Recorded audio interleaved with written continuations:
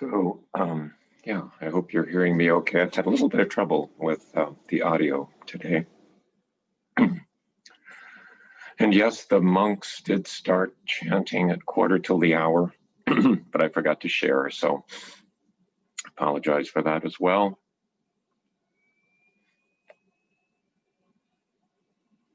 So good morning on this beautiful winter's day.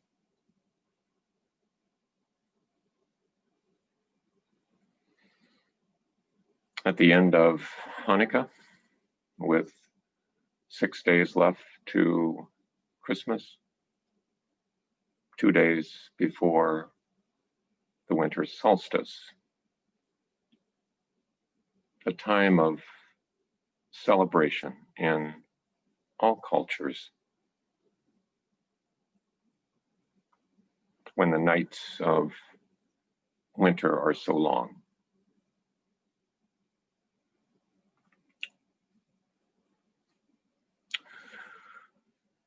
So we have been discussing the Vimalakirti Sutra, and I will continue doing that, but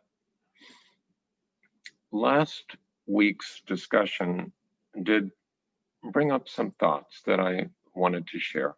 And this may be a little disjointed because I couldn't make it completely cohesive, but here goes.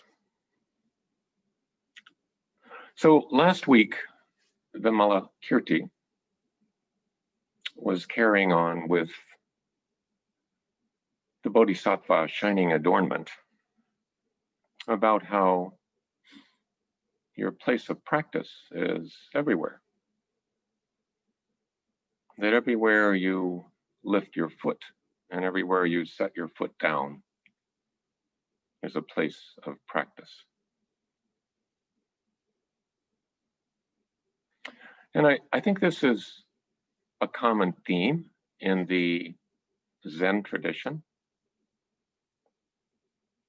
What is practice? Chopping wood, carrying water, you've all heard that.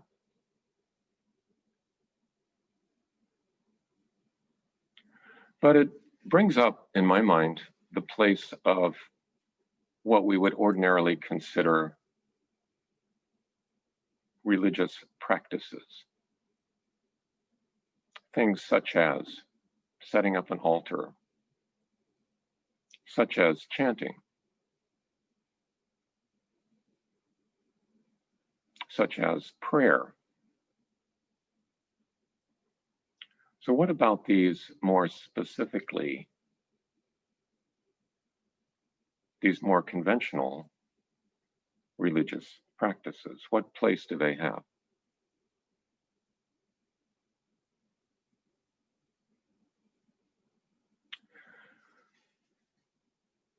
So last week,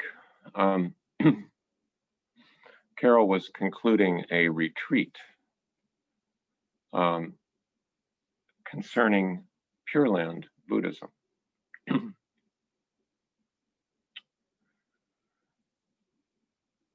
And Pureland Buddhism is a little different from our Soto Zen tradition in several ways. And I may not present it with total accuracy, but I'll do my best to,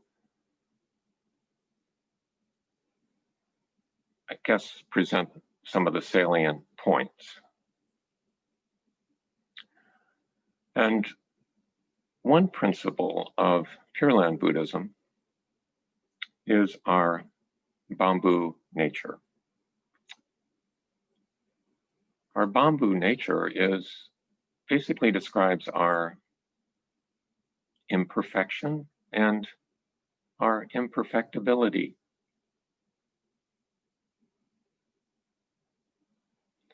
That we are always prone to drifting back into self-regard, self-centeredness, egocentricity, foolishness, as it's called.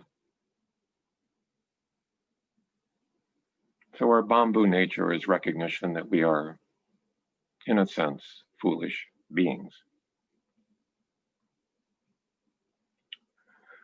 And another tenet of Pureland Buddhism is that you can't really save yourself from that.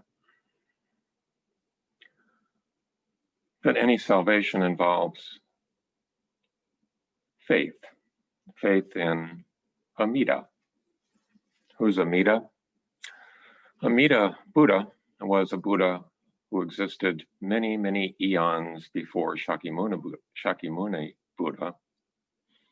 So many, many, many thousands of years ago,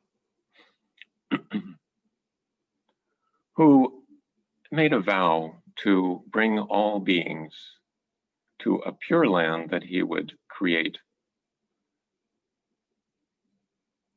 far west of the horizon. So however you conceive of Amida and the Pure Land, whether literally or metaphorically, however you view that, faith in that becomes important for saving us from our foolishness.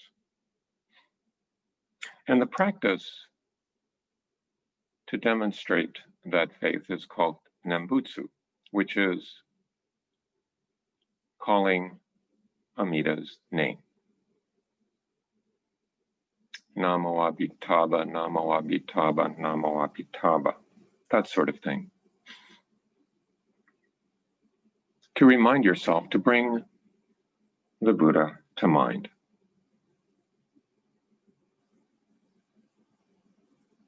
So this whole notion of perfection and perfectibility, I think, is a sometimes confusing idea in Buddhist literature. If you look at the early Buddhist teachings, for instance, the Satipatthana Sutta, where essentially training for enlightenment is discussed, it sounds just overwhelming, completely overwhelming. You start off with practicing meditation on the breath and learn to do that perfectly so that you can sit for extended periods of time without your mind ever deviating from the breath. And then there are a number of other exercises, culminating in 4 or perhaps 8 levels of jhana, or concentration.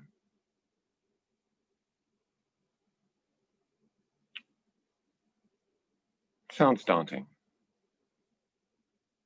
It's like you need to get a PhD and do a postdoctoral fellowship before you can even get started.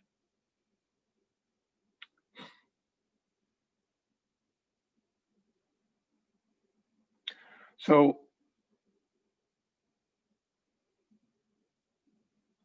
sects like the Pure Land school were in part a reaction to this, that ordinary people just can't practically do this. It's not going to happen. Perfectibility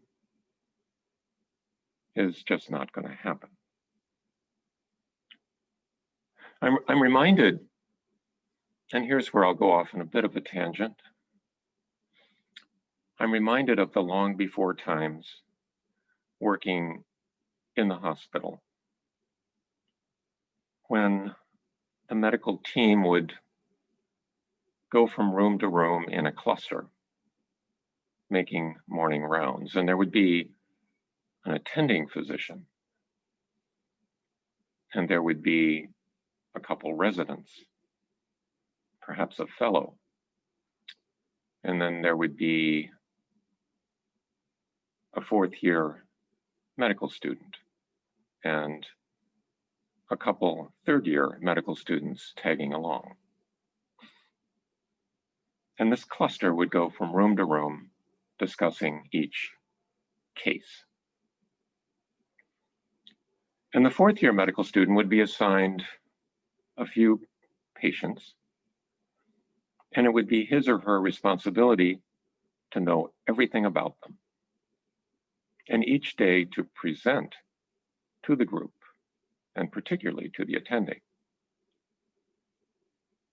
the current state of affairs with his or her patient. And then the attending physician would ask questions.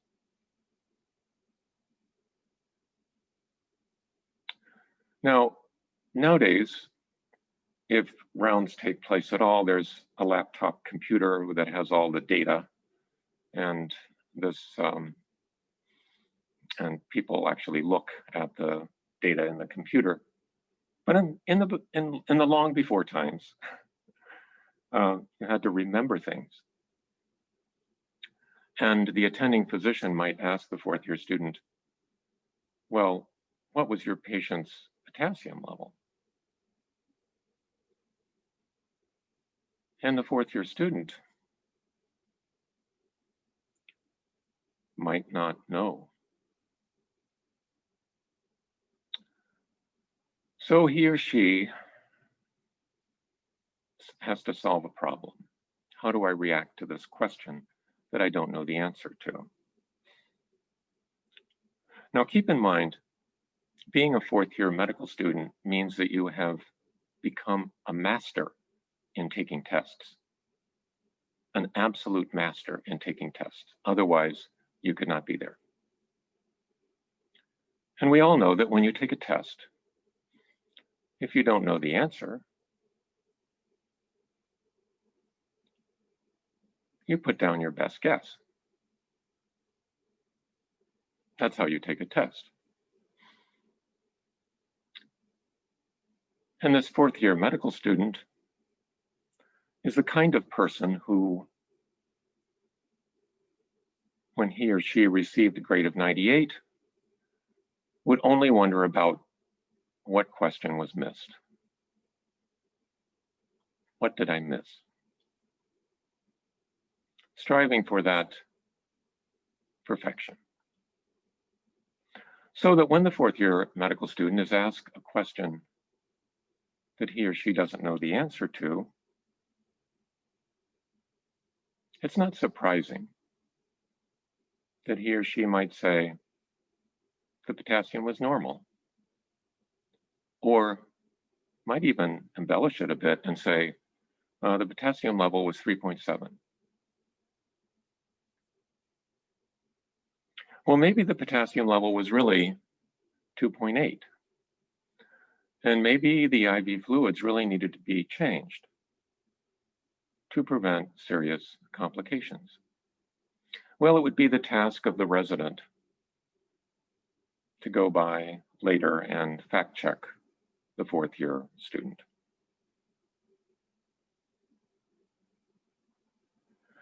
And somewhere along the line, the student has to learn that no one expects you to be perfect, but everyone relies on your being honest. That there is a higher value than perfection, and that value is honesty or authenticity.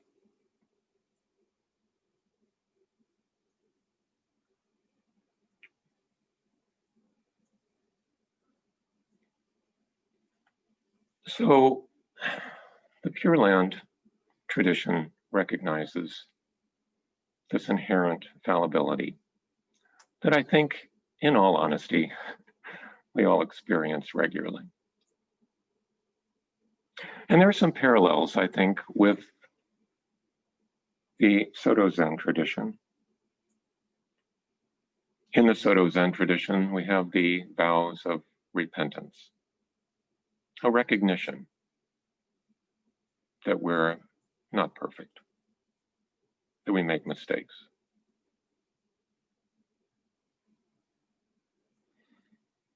And In the Soto Zen tradition, we also have the 3 refuges, taking refuge in Buddha, Dharma, and Sangha.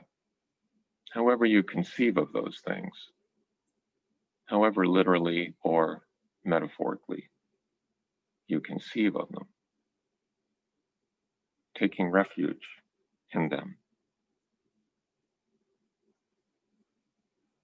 And also in the Soto Zen tradition, we have vow. In its simplest forms, the 3 pure vows. The vow to avoid doing harm, the vow to be of benefit, and the vow to save all beings, is the way it's usually stated. So coming back to this notion of a religious practice in its most literal sense, I think we all have something like that.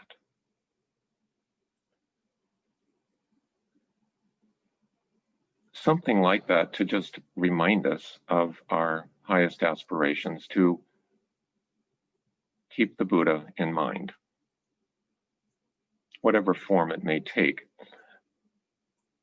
A while back, I talked about a practice that I have adopted, the 9 vows. And I try to do this every morning. The first 3 vows, vows, I recite the vow of repentance. And the second 3, I recite the 3 refuges, taking refuge in Buddha, Dharma, and Sangha. And the last 3 vows, I recite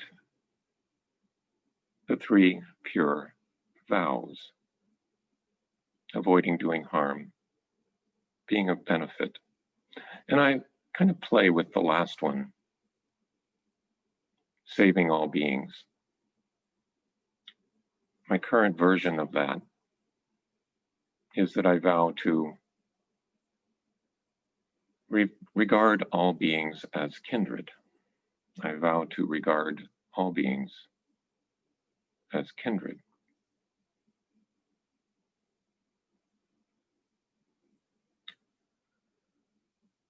So I'm sure you all have things you do to help remind you of, in a sense, the past, repentance, the present, refuge, and the future, vow. So I thought it would be interesting to discuss those things among us. And I will, first of all, as we start this, invite anyone who is relatively new to our group to introduce themselves if they like, not necessary, but. And then through the power of Zoom, I am going to just divide you up at random into smaller groups to maybe talk about religious practices and what they mean for you. And then we'll get together a few minutes after that and share some thoughts.